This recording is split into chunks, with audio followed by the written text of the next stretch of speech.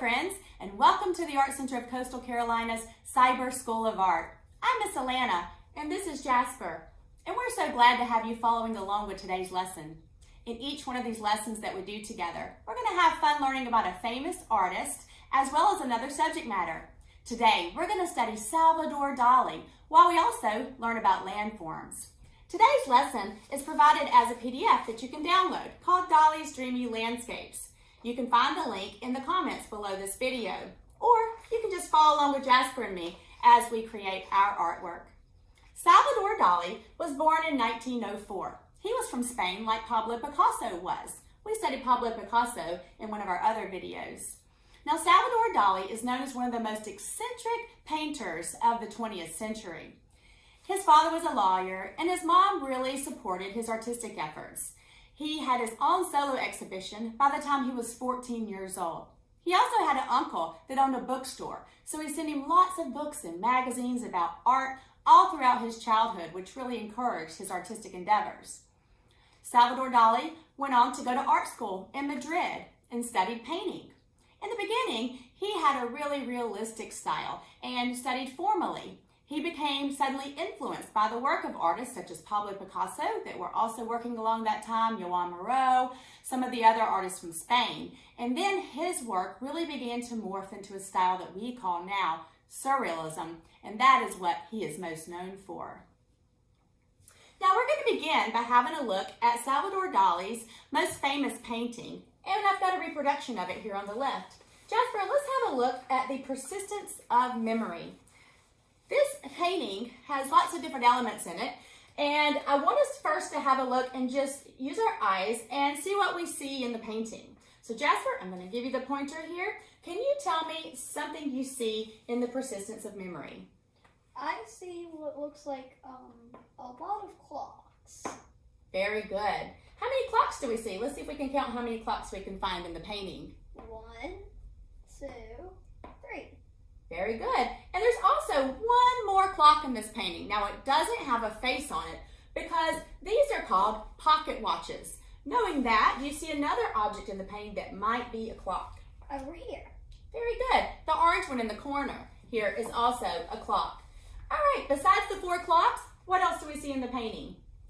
I see mountains in the background. Okay, very good. We've got some cliffs, some kind of mountains here in the background. What else? I see a tree that this clock is hanging on. All right, very good. And if we look carefully at the tree, where is the tree growing from? This thing that looks like a table. Very good. The tree is kind of growing out of the table. So some of the things in this painting look real, and some of the things don't look real. This is a style we call Surrealism. Sur, S-U-R, is a prefix that means above or beyond. And so this style of work is what he was known for. We also have another example of one of his Surrealist paintings. You can also find this printed out in your lesson. If you can't see it here, you can download that from the link again. Now, this painting is called The Weaning of Furniture Nutrition from 1934. We're going to have a look at the two paintings and see what is similar about both of these two paintings. So, Jasper, can you start by finding one thing that's the same in both of these paintings? They both have mountains in the background. Very good. Anything else you see? They both have water. Good. Both of these are in a category of art we call landscapes. A landscape is an artwork that's outside, and they both have similar mountains, as Jasper noticed, and similar water forms, as he noticed. What else do you see? I also see 2 pieces of furniture. Very good. In the top painting, we see a little piece of furniture. What do you think that is, Jasper? A drawer? Yeah, it's a drawer coming out of maybe like a kitchen cabinet or something. And then in this one, as you noticed earlier, it kind of looks like a square table or a cube of wood there in this painting. Nice job. Do you see anything about these two paintings that's different? These have a lot of clocks, and this one doesn't have any clocks. Doesn't have any clocks. Good job. Now I do notice that while we have some man-made objects in the lower one, which are clocks, we have some different man-made objects in the one at the top. I see some boats here. Do you see the boats along the water? Yes. Yeah, and we see a bottle. So both of them have some man-made items out in nature in a landscape. Now, let's talk for a minute about this form that we have at the bottom. What's with this thing over here in the dirt? Jasper, if you have a look at this shape here, what does it remind you of? It kind of looks like an eye because this could be the eyelashes and this could be the nose pointing down into the dirt. Good. Did you guys at home think that might look like a figure? Kind of like a melting figure. If we think of it like the clocks are melting and we know that things are kind of morphing or changing outside of the way that they would normally look, perhaps this is a figure at the bottom. Now, a lot of people suspect that this at the bottom is actually part of a self-portrait from Salvador Dali. Now, they think that because there's another work of art that you actually find in the back of your lesson plan that's called soft self-portrait. Now, in this is a depiction of a face that's kind of melty. And there's something on the table underneath the face. What do you think that looks like, Jasper? That looks like dirt.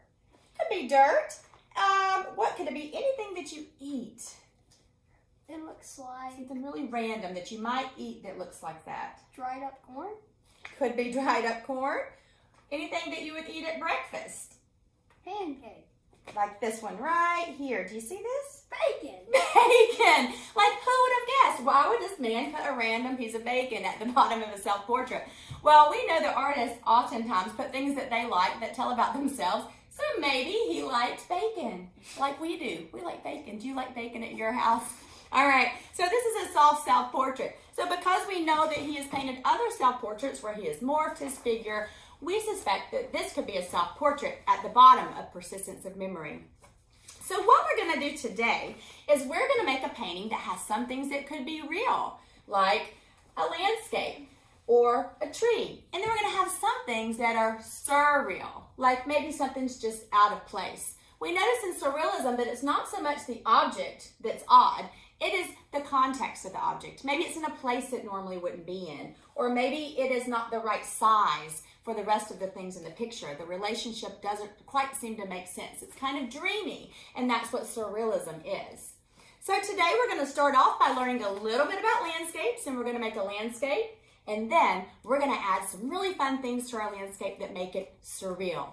In today's lesson, you're going to need a pencil, a piece of paper, and also some magazines or junk mail or coupon books, anything that you might have around the house that you can cut some pictures out of. So when we take a quick break here in a second, what I want you to do is go through some magazines or pictures, and you're just going to cut out or tear out a few objects that are man-made objects that you can add back into your painting, your picture in just a short bit, that are like a table or a bottle or a clock. And I want you just to find an assortment of at least 4 or 5 different images that you're going to cut out and set aside so that we can use them in our surrealism artwork in just a few minutes.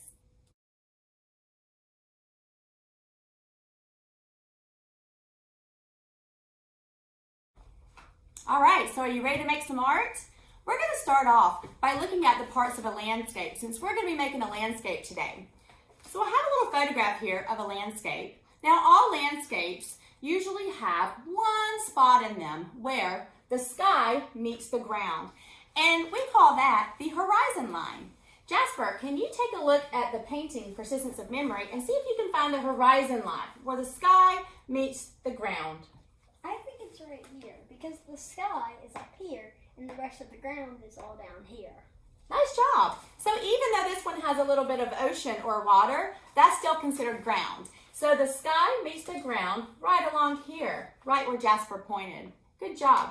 Now we also usually have 3 parts that show us the distance or the depth of field in the picture. We have the background, which is what's farthest away from us. We have the middle ground, which is what's a little bit closer, and then we have the foreground. The foreground is usually at the bottom of the picture, and it's all the things that are going to be closest to us if we were really standing there in the picture. So let's see if we can find all of those things in the Persistence of Memory.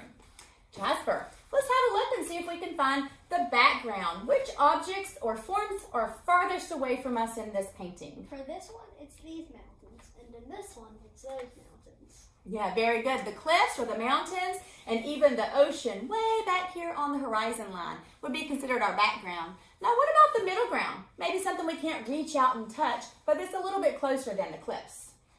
This piece of wood over here for this one, and for this picture, it's the boats. Very good, it is. I also see a funny little egg or something over here. That would be kind of in the middle ground. There are these two random eggs sitting in the middle ground in the painting here. And then, of course, the foreground, as I mentioned, are all the items that are the closest to us, like we could reach out and touch them. Which ones do you see here? This melted figure right here, and maybe these two clocks. All right, good. So this part of the table at the very bottom will be what's closest to us. So if we move up the plane of the picture, this stopwatch would be the closest thing to us, but all of this would be considered our foreground. We're going to start today with a piece of paper, and we're just going to sketch in some of those main parts so that we can get a landscape going for our artwork.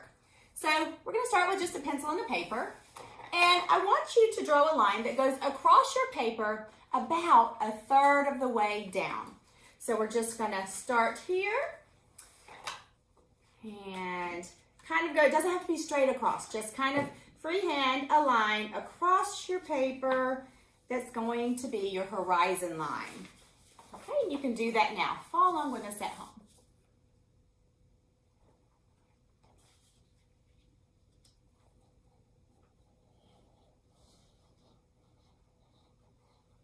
Nice job. Now, for our background, we're going to choose some landforms.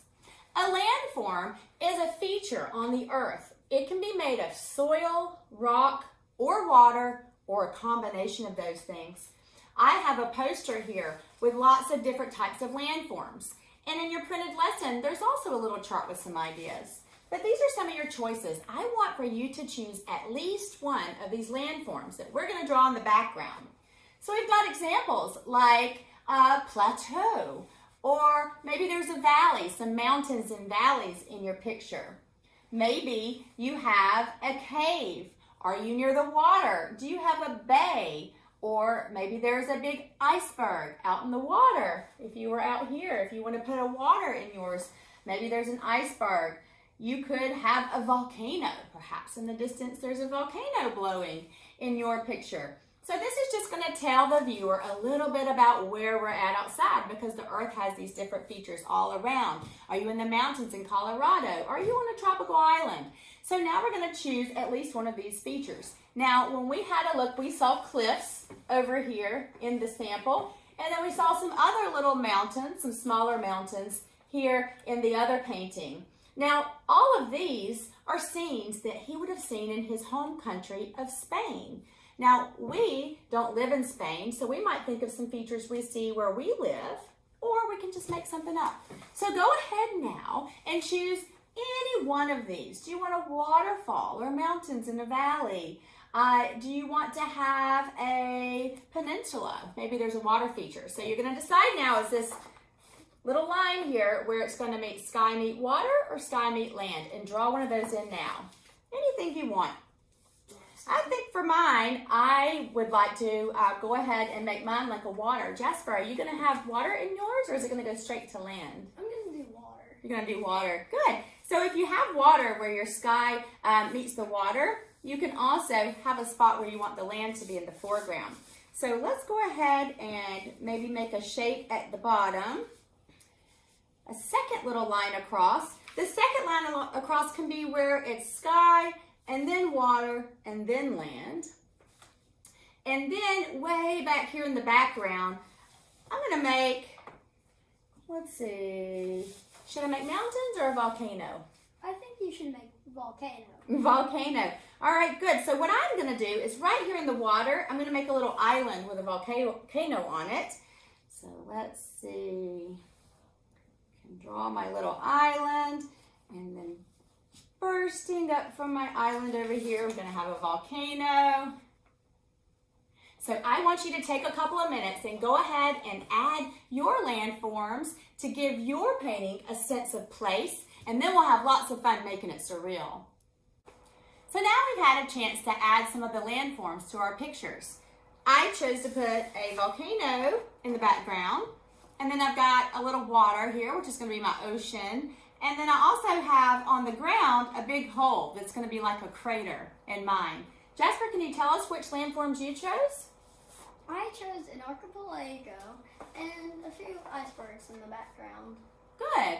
An archipelago is a group of islands. So Jasper put several islands in his ocean and also the icebergs in the background. And those will be a lot of fun to play around with. Now, we're going to choose a couple of pictures that we've cut out from our magazines. Again, these can be animals or man-made forms. I want you to pick at least one man-made form so that we can kind of have some things to play around with. But we're going to pick some things to put in our picture that might not ordinarily be there. So I am sort of at the beach here with an island and a volcano. So I'm going to think about which one of these items might be very unusual to find at the beach. And Jasper kind of has water and islands and icebergs, so he's going to think about the same thing. So Jasper, why don't you have a look at the pictures that we've already picked out and see if there are one or two of them that kind of look fun to work with today. What do you think? I like this big money. The big $20 bill. Okay, Jasper's going to pick some money, which would be fun. What else? I think I'm going to do a clock, like the one in his picture. Yeah, the clocks are always fun. We got lucky in the mail, in our junk mail. We actually had a little, here it is. We actually had a little circular that came in the mail that was full of watches. So we had several choices of clocks and watches and things we could find just from our junk mail. All right, is there anything else? Let's pick 3 or 4, and then we're going to kind of move them around in our picture to see what composition we like best. Maybe for me, the flamingo. The flamingo is always fun. A flamingo wouldn't be on an island.